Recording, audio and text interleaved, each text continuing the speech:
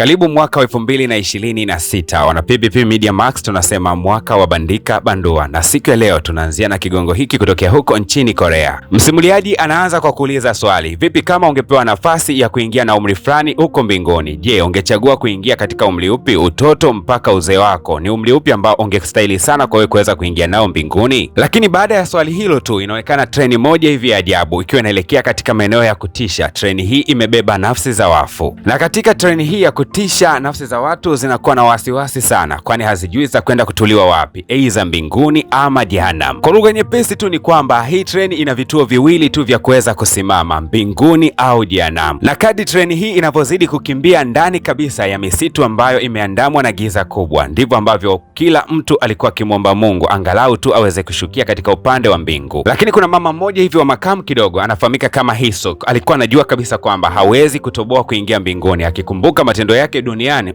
Hapana, sitoboi, lakini bado akawa anamwomba Mungu angalau tu aweze kushukia huko mbinguni. Lakini kama masaa matatu hivi ya safari, ghafla tu treni ikawa imeweza kusimama. Kila mtu mapigo yake ya moyo yakaongezeka, ila kilichowashtua zaidi ni ile mikono iliyokuwa ikigusa madirisha yao. Yaani hili eneo linaonekana si zuri kabisa, watu wake wana mateso makubwa na wanatamani hata kuingia katika treni hii angalau tu waweze kupoa kutokea katika mateso hayo. Bila shaka hapa ni jehanamu. Watenda dhambi wote walikuwa wakitetemeka sana, pamoja na huyu bibi anayefahamika kama Hisok. Sidhani kama hawakuacha hata mikojo katika siti zao bana. Mlango ukawa umefunguka, abiria wa jehanamu washuke. Bibi wa watu hakusubiri hata kudaiwa nauli na hawa makondakta wa hii treni, moja kwa moja akawa ananyenyuka ili lengo aweze kuelekea anakostahili jehanamu, lakini akashangaa kuwa hawezi kunyenyuka katika ile siti. Yaani ni kama kuna sumaku fulani hivi ilikuwa inamng'ang'ania hapo asiweze kutoka. Bwana sasa matenda dhambi akajisaulisha kana kwamba eti hajafika kwenye kituo chao. Ghafla tu akashangaa wanaanza kunyenyuliwa na nguvu ambayo hata ieleweki, na ilikuwa inawatoa kwa jaziba kweli kweli.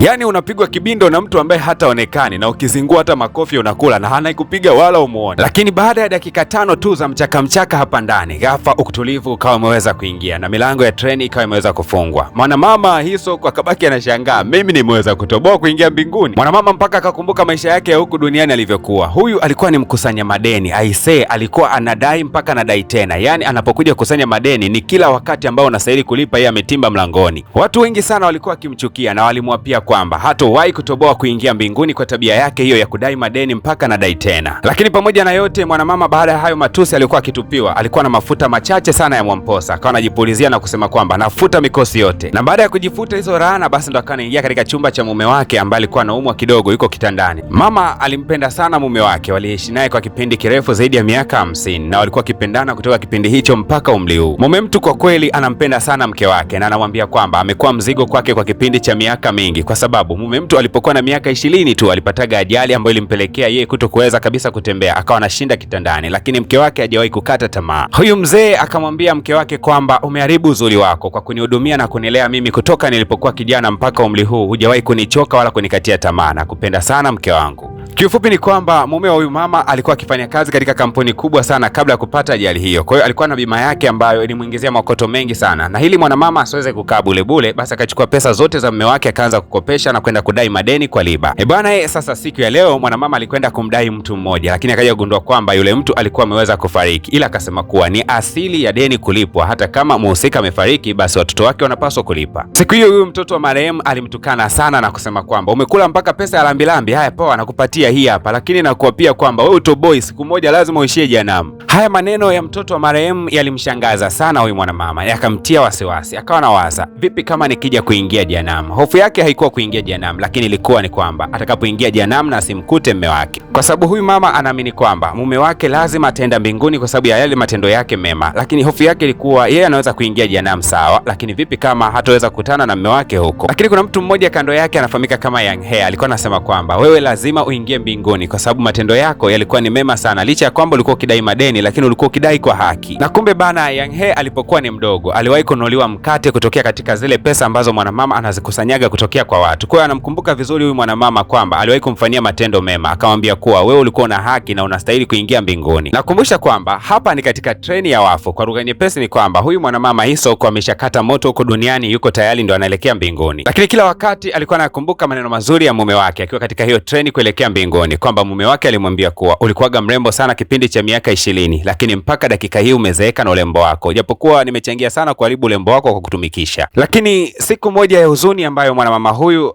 kuweza kuisahau ni siku alipokuja kugundua kwamba mume wake alikuwa amefariki, naye akizania kwamba alikuwa amelala. Hii siku ilimuumiza sana mwanamama Isok. Hasa huyu mwanadada Yang He ambaye ameketi jirani kabisa na huyu bibi ndio ambaye alikuwa akimfariji sana katika nyakati ngumu, kwa sababu huyu mwanamama Isok alikuwa hata hanywi dawa zake alizokuwa akizitumia kabla. Mwanadada Yang He akaanza kumfariji Isok na kumwambia kuwa anza sasa kupendeza, sio ndio unakuwa lafulafu tu bana, kwa sababu siku ya leo mimi naenda kukutana na mwanaume ambaye nampenda. Lakini mwanadada Yang He akaja kugundua kwamba Isok ni kama na mpango wa kufa katika ulimwengu huu. Lakini Yang He akamwambia kuwa hutaki kufanya hivyo bana, mume wako ametangulia, lakini iko siku na wewe utakuja kwenda kwa wakati wako, usijilazimishe. Lakini huyu mwanamama Isok akasema kwamba binafsi niseme kwamba nimeshafanya yote katika ulimwengu, nastahili kufa, naomba Mungu anichukue hata kesho. Na ni kweli kabisa, alisemwalo lipo. Mwanamama akapoteza maisha. Baada ya kifo cha huyu mwanamama Isok, Yang He alikuwa na huzuni sana pale msibani, lakini kuna mwamba mmoja hivi alikuja na huyu mtu aliongea maneno machache, kisha nafsi ya mwanamama Isok ikaweza kujitokeza. Na kumbe huyu ndio alikuwa malaika mtoa roho kwa maana ya Israel, na moja kwa moja akamuongoza mwanamama mpaka katika hiyo treni, na hapo ndipo safari ilipoweza kuanzia. Kwa bila shaka mpaka dakika hii ushaelewa ni kwa nini mwanamama alikuwa katika ile treni ya mizimu. Ile safari kuelekea mbinguni kwa mwanamama Isok ikaweza kutimba moja kwa moja, mwanamama akafika na mbele yake ilionekanika piskali moja ya kwenda, yani bidada alikuwa ni mrembo si mchezo. Kumbe huyu bana ndio malaika wa mapokezi. Akamwambia mwanamama kwamba huku mbinguni unaweza kuchagua mtu gani ambaye uweze kuishi naye, lakini kama huyo mtu hatukubali kuishi na wewe, basi hamtowahi kuishi pamoja milele. Lakini mwanamama kabla hata ya kutaja jina akauliza, kuna mwamba mmoja anafahamika kama Rock June, huyu jamaa alitoboa kuingia mbinguni? Malaika akasema ndio, alitoboa na kuingia huko. Lakini pia hata yeye alipokuwa ameulizwa swali, alikuchagua wewe mwanamama Isok. Kwa lugha nyepesi ni kwamba ninyi mlichaguana. Aisee, bibi alijikuta mpaka na tabasamu tu, kumbe mume wangu alinichagua mpaka mbinguni. Aisee, kibongobongo ni wasaliti kule, sidhani kama wanaweza kuchaguana. Lakini swali moja ambalo malaika alimuuliza huyu mwanamama, je, ungependa kuingia mbinguni ukiwa na umri gani? Kwa lugha nyepesi, ungetamani kuwa mtoto, kijana au mzee? Mwanamama akasita kidogo, ni umri upi anaweza kauchagua? Kwa kawaida binadamu wote bila shaka wangechagua umri kuanzia miaka 20 mpaka 25. Lakini mwanamama akawa anakumbuka maneno ya mume wake alipokuwa akimwambia kwamba katika umri wa miaka 20 ulikuwa mrembo sana, lakini pia hata katika umri wa uzee umekuwa mrembo zaidi ya kipindi kile. Hasa mwanamama ikabidi kupita na blandi, kama mara ya kwanza katika umri wa miaka 20 nilikuwa mrembo na katika umri huu wa uzee nimekuwa mrembo kuliko wakati ule, basi mwanamama akachagua uzee bana, akachagua kuingia na uzee hapa ndani. Kwa kweli ilijibu mpaka malaika mwenyewe akashtuka kidogo, kwa sababu umri ambao mume wake amechagua kuingia akiwa young kidogo. Lakini kwa utaratibu ni kwamba malaika hapaswi kumshauri mtu umri wa kuingia nao hapa mbinguni, yeye anatakiwa kuheshimu maamuzi na kupitisha umri huo. Basi mwanamama baada ya kusaini tu akaambiwa kwamba utakapoelekea sehemu utagundua kwamba mapigo yako ya moyo yameongezeka, basi huko ndiko ambako mume wako aliko, kwa hiyo fanya haraka uende ukakutane naye. Wakati huo mwanamama anaelekea, uzee ni mwingi sana, anashindwa hata kumkimbilia mume wake. Lakini mwanamama mapigo yake ya moyo yanaelekea uelekeo huu na anazidi kufuata moyo wake, anatamani kukimbia ili kuweza kumuona mume wake, lakini anashangaa kuona kwamba amekuwa ni mzee na miguu yake inauma. Na mwisho wa siku mwanamama akafanikiwa kuingia katika bonge la jumba fani vila kitajiri huku mbinguni. Kumbe mwamba bana alikuwa na utajiri mkubwa sana huku mbinguni kutokana na utoaji sadaka mwingi kule duniani. Si unajua tena wanasema kwamba kadri unavyozidi kutoa ndivyo unavyojiwekea hazina kubwa mbinguni. Yaani haya mambo sio poa kabisa. Sipati picha mshikaji wangu Ibra hiyo nyumba yake ya nyasi itakapokuwa inavuja huko mbinguni, kwa sababu kwa mchango aliotoa kanisani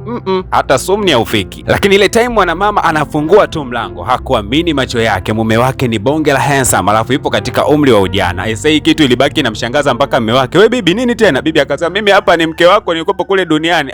Okay, pole bana, karibu keti. Kwanza nikupe shikamo yako. Shikamo mzee. Bana, tafadhali bana, tafadhali mtoto mrembo, usifanye hivyo bana. Usinite mrembo bana, mimi ni handsome. Okay sawa, tafadhali kijana handsome. Basi bwana mdogo akawa amemchukua yule bibi kikongwe na moja kwa moja anampelekea magetoni, lakini anataka kumbeba mtoe kitandani ili kidogo akumbushie mambo ya duniani, lakini anagundua kwamba huyu bibi ni mzito sana. Mbaya zaidi ni kwamba bibi hana hisia hata kidogo. Kijana damu inachemka. Bibi kumbuka kwamba kila unapofikisha miaka 40 kwa upande wa kike unaingia katika kipindi kinachoitwa menopause. Yaani uwezo wa mwanamke kupata mtoto unakuwa haupo kabisa. Kwa hiyo kiwango cha hisia kinapungua sana katika mwili wake na kuna uwezekano akawa hana hisia kabisa. Ndio hii hali ambayo huyu bibi anaipitia, lakini huyu kijana ana hamu kama zote. Kwa kweli hili jambo lilimpa mawazo mengi sana huyu bibi. Aliwaza mpaka aliwaza tena. Akaamua kutoka nje kidogo kwenda kushuhudia michezo ambayo inachezwa huko nje. Alikuja kugundua kwamba mbingu nzima watu wote ni vijana. Bibi akajisemea, chaguo langu mimi jamani, au mume wangu ndo alinidanganya kuniambia kwamba anaonekana mrembo zaidi ninapokuwa mzee, au mimi labda ndo nilikuwa sijamuelewa, alikuwa ananisifia tu kinafiki. Lakini katikati ya haya maswali mengi akaja kushtuka kwamba kuna mwanamke mwanamke mmoja alikuwa akimtazama kwa mbali, tena anamtazama sana tu. Akaanza kujiuliza, huyu mwanamke ni nani? Nyakati za usiku zilipoweza kufika, bibi wa watu akachukua mto wake, anaogopa kumpa lazi huyu kijana. Akamwambia, bana, hebu kijana lala peke yako huko chumbani, mimi naenda kulala sebleni. Mwamba alihuzunika sana kuona kwamba huyu bibi bana, mbona ana mambo mengi sana ya kustaajabisha, lakini akawa anakumbuka kwamba huyu bana alimumsifiaga akiwa duniani, akamwambia kwamba katika umri wa uzee anaonekana mrembo zaidi, lakini